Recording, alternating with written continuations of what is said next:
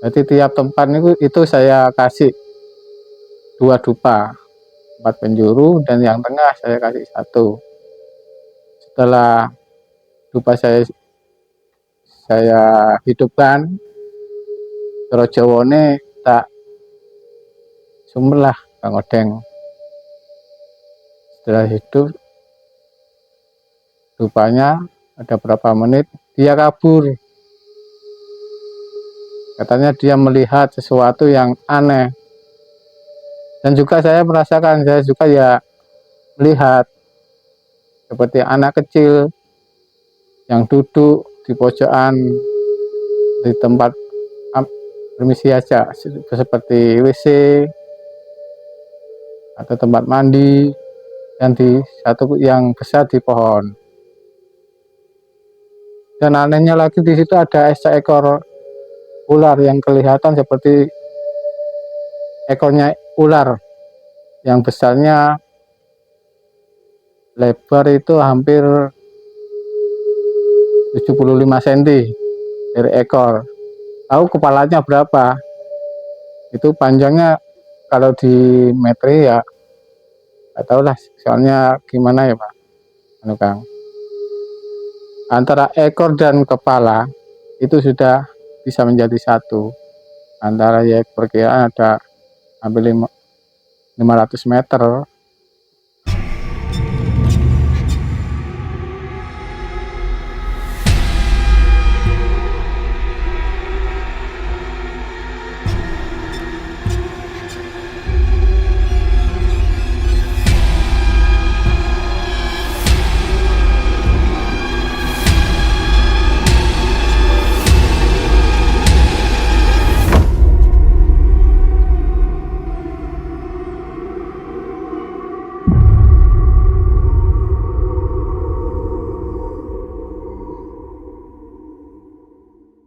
Sobat Ekspedisi Kang Odeng, pada kali ini kita ditemani oleh seorang narasumber yang bernama Mas Hanafi.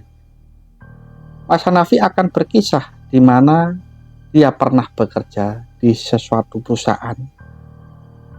Di situ Mas Hanafi diteror dengan makhluk-makhluk yang kasat mata. Naasnya Mas Hanafi sampai diseret dan matanya terluka. Assalamualaikum Mas Hanafi. Waalaikumsalam Kang Odeng. Gimana, sehat Mas? Alhamdulillah sehat. Alhamdulillah. Itu awal ceritanya gimana Mas? Dan tahun berapa Mas? Ini awal ceritanya tahun 2018. Saya bekerja di perusahaan pengalengan ikan. Dari situ saya sebagai teknisi plus operator mesin posturit atau pendingin pembeku. Dari situ saya waktu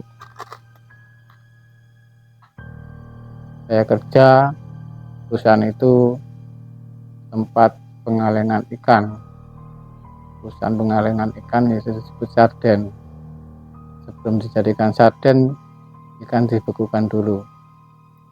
Dan juga di waktu saya ada kejadian yang aneh-aneh seperti kejanggalan atau ya seperti ya diteror lah sama makhluk-makhluk halus atau gimana. Itu saya baru masuk kerja tahun 2018 di waktu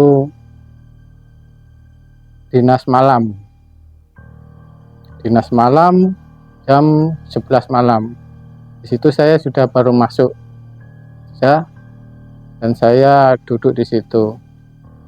Saya awal mula masuk dari perusahaan itu dan merasakan sesuatu yang nggak enak, nggak nyaman di perusahaan itu.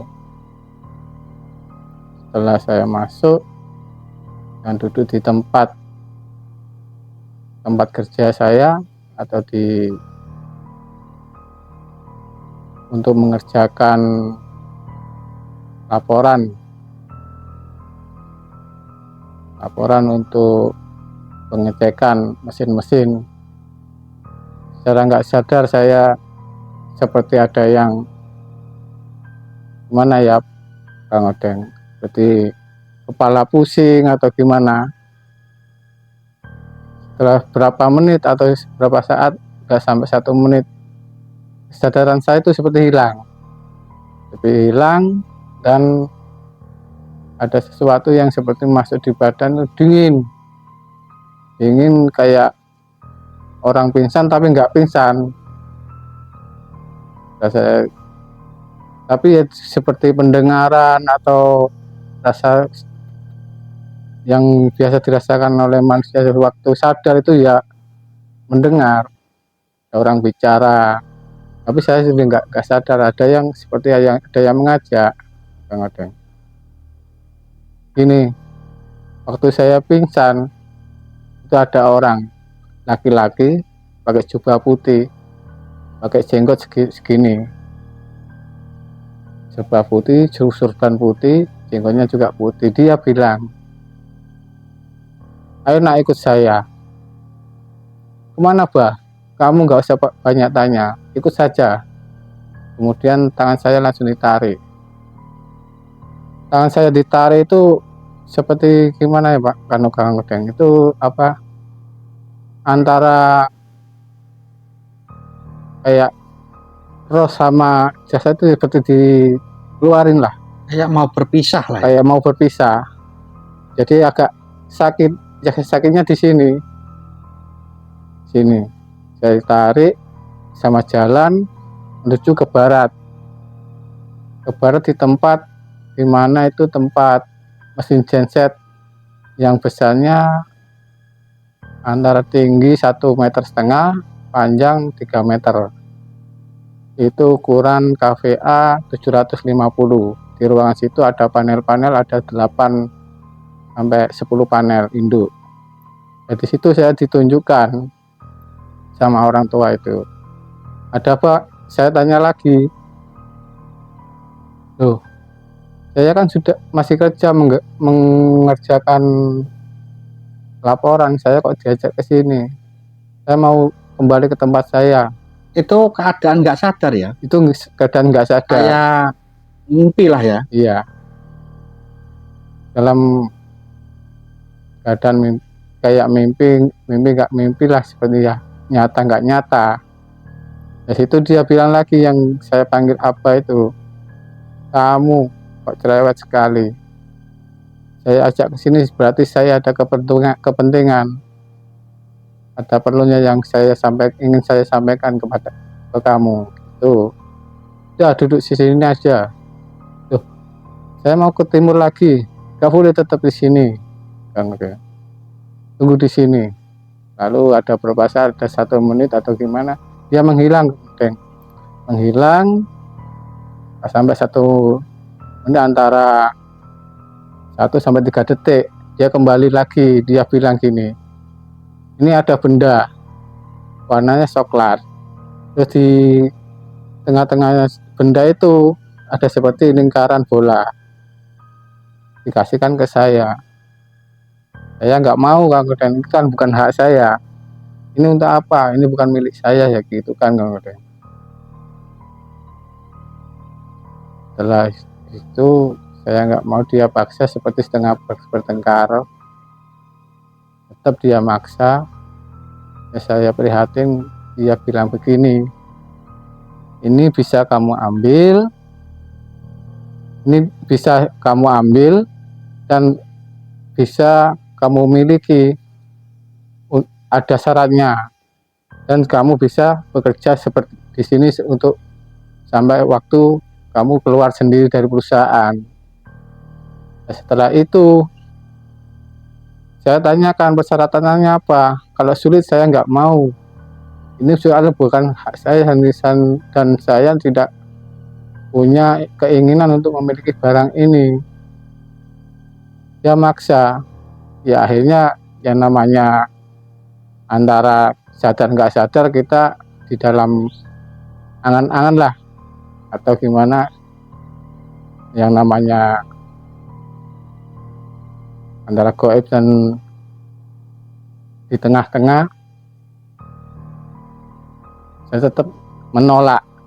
menolak Kang Odeng, menolak, tetap dia maksa saya kalah, akhirnya saya terima plus sama persyaratan itu tadi Kang Odeng. Persyaratnya apa itu? Persyaratannya saya suruh melaksanakan puasa 7 hari, dan yang pas di waktu 7 hari itu satu hari satu malam full 24 jam. Dan situ habis itu saya harus meminta kepada orang tua perempuan, ini kamu bisa miliki 100% hak kamu kalau kamu bisa sujud di telapak kaki ibu kamu, ini hak kamu 100%. Sampean ini saya gitu, kamu dibilangin orang tua sampean itu siapa, saya tetap gitu. Kalau sampean mau tahu, saya ingin tahu siapa sebenarnya sampean dan apa tujuannya sampean ngasih seperti ini. Dia nggak mau jawab. Terus Kang Odeng gini, ada teman saya satu perusahaan, ya teman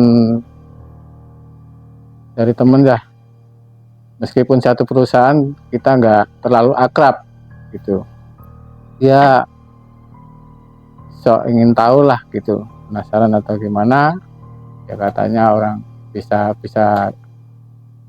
merasakan seperti itu. Saya tanyain, kalau kamu berani ya ayo begitu, kalau berani kita cari waktu yang tepat.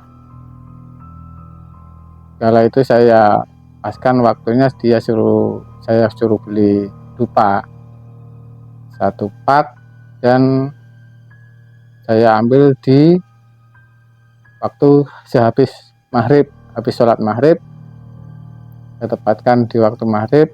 Saya ajak ke tempat dimana di situ ada tempat-tempat yang seperti itu, seperti barang-barang gaib. Tempat Mas Hanafi itu pernah pingsan itu ya? Beda? Lain. Itu di tempat atau di kantin lah, atau produksi lain. Dan situ dia bawa dupa, saya ajak lah. Jadi tiap tempat itu saya kasih 2 dupa, 4 penjuru, dan yang tengah saya kasih 1. Setelah dupa saya hidupkan, terus jawone tak sumelah Kang Odeng. Setelah hidup dupanya, ada berapa menit dia kabur. Katanya dia melihat sesuatu yang aneh, dan juga saya merasakan, saya juga ya melihat seperti anak kecil yang duduk di pojokan di tempat permisi aja, seperti WC atau tempat mandi, dan di satu yang besar di pohon. Dan anehnya lagi di situ ada seekor ular yang kelihatan seperti ekornya ular yang besarnya lebar itu hampir 75 cm dari ekor. Tahu kepalanya berapa? Itu panjangnya kalau di metri ya nggak tahu lah, soalnya gimana ya Pak Kang. Antara ekor dan kepala itu sudah bisa menjadi satu. Antara ya perkiraan ada hampir 500 meter. Berarti besar itu ya? Besar. Naga itu bukan ular ya? Naga apa ular? Itu seperti kayak kalau dilihat naga. Naga ya? Naga, tapi warna itu putih. Dari ekor sampai kepala itu putih. Maksudnya ularnya itu ke pabrik itu apa gimana? Mengelilingi pabrik apa? Mengelilingi perusahaan, di tempat pembakaran atau pengapian untuk memasak ikan tadi, atau yang kalau di rumah-rumah itu kompor lah. Jadi ngelilingi sampai satu perusahaan dikelilingi ular. Dikelilingi ular.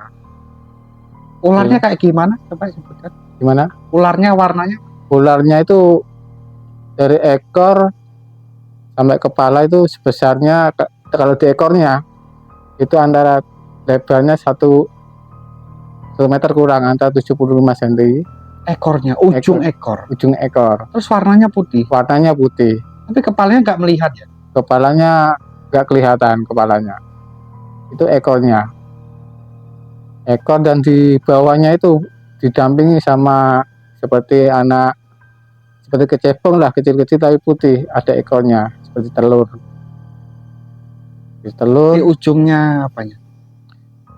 Di samping-sampingnya Ular. ular itu tadi, itu entah atau gimana tuh, anaknya atau gimana, saya nggak tahu Kang Odeng.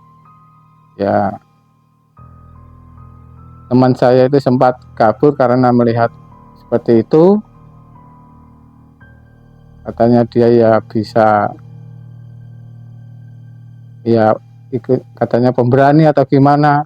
Saya juga ya, mana saya takut sendiri. Kenapa? Kayak ada yang datang gitu Mas. Merinding. Iya, kayak ada yang datang dan nggak enak sendiri Bang. Kang. Sekarang kayak ini apa berat. gimana? Sekarang apa? Sekarang ya, kalau nyeritakan itu rasanya gimana? Kayak panas-panas dingin gitu Bang. Panas dingin, dan mata itu seperti kayak berair. Langsung berair ya? Langsung berair. Katanya Mas Hanafi ini mulai mendapatkan apa, mustika lah ya? Iya. Mustika apa namanya tadi? Mata macan. Mata macan ya. Terus matanya Mas Hanafi ini langsung kena kecelakaan ya? Apa rusak ya? Iya, kecelakaan, kena semprot air radial atau air panas gitu yang sebelah. Sebenarnya ya kena semua, tapi yang titik semburannya pas sebelah kanan. Tapi sekarang matanya itu ada rasa sakit apa masih bisa melihat? Enggak. Rasa seperti ada yang menutupi Kang. Tapi sebelah kanan ya? Sebelah kanan enggak bisa, atau yang menurut dokter itu rusak lah, nggak bisa diperbaiki, dan yang kiri masih normal. Katanya Mas Hanafi ini sakit lama ya habis kejadian itu? Lama, dan kemarin baru keluar dari perusahaan itu sakit-sakitan, dan sempat dirawat di rumah sakit 3 hari. Ya matanya ini ya? Ya gini ceritanya, enak-enak duduk di kursi, ya nggak tegang atau nggak gimana, itu tiba-tiba naik langsung seperti pingsan, antara sadar nggak sadar, ya seperti kejadian yang pertama tadi, kayak aja sama orang tua yang pakai jubah putih tadi situ. Jadi rasa sakitnya tuh, kalau sakit gigi aja nggak ada apa-apanya Kang Odeng. Cenut-cenut apa gimana? Kalau cenut-cenut saja masih Ditahan ya? masih bisa ditahan. Itu seperti orang surupan lah, nggak ada yang bisa megangin. Orang tua saya saja nggak berani untuk mendekat. Dan dibawa ke rumah sakit, nggak dikasih obat, habis obatnya ya sakit lagi. Maksudnya nggak ada sembuhnya Sampai sekarang. Ya apa itu Kang Odeng? Apa dari efek batu yang saya dapatkan itu? Loh, Mas Hanafi ini apa sudah mendapatkan batu itu? Sudah. Saya sudah melakukan ritual puasa 7 hari dengan si Abah, dan saya melakukan sungkem atau pada orang tua. Tiba-tiba di waktu saya tidur, tiba-tiba batu itu ada di saku saya sendiri. Tiba-tiba di dalam saku? Tiba-tiba ada di dalam saku. Dan saya minta tolong pada Kang Odeng, Minta tolong apa ini Mas? Ya mungkin dari efek batu itu atau mana, dari itu saya setelah mendapatkan batu itu loh Kang Odeng, itu kok mata saya sakit dan sering sakit-sakitan atau sering keluar masuk rumah sakit selama 3 hari, dan sekarang masih badan masih lemas lah Kang Odeng. Maksudnya Mas Hanafi ini baru keluar dari rumah Rumah sakit. sakit Sudah berapa hari keluar rumah sakit? baru 3 hari. 3 hari. 3 hari, Di rumah sakit berapa hari Mas? 3 hari juga. 3 hari juga. 3 hari Berarti sering masuk keluar masuk rumah sakit dan sempat dirujuk ke rumah sakit kota. Apa yang dikeluhkan Mas Hanafi, matanya gimana yang dikeluhkan? Yang saya keluhkan itu seperti mata yang kanan itu sudah nggak kelihatan atau nggak fungsi lah, dan yang kiri seperti kayak remang-remang. Tuh. Masih kayak kurang terang. kurang terang. Yang kanan ini nggak kelihatan sama sekali. Nggak kelihatan sama sekali. Ya barangkali kayak Kang Odeng, saya minta tolong. Makanya saya kan menghubungi tim ekspedisi Kang Odeng, menghubungi admin. Ya mungkin kalau bisa apa dari efek batu itu atau gimana, saya minta tolong petunjuknya untuk Kang Odeng. Kalau ya, saya sebagai manusia sama. Kalau kita bisa membantu, ya kita bantu ya semaksimal mungkin. Kenapa kalau Mas Hanafi ini punya keyakinan kalau emang dari batu itu mengakibatkan mata Mas Hanafi itu sakit, kenapa nggak dibuang? Sudah Kang, itu sudah saya buang berapa kali, ya hampir 3, 4 sampai 7 kali ke laut, bahkan ke Sungai Bar juga. Itu kembali lagi sampai saya jenuh, dan akhirnya saya taruh di tempat lah, di mana tempat yang cocok atau gimana, ya juga kembali lagi. Oh, pernah dicoba dibuang?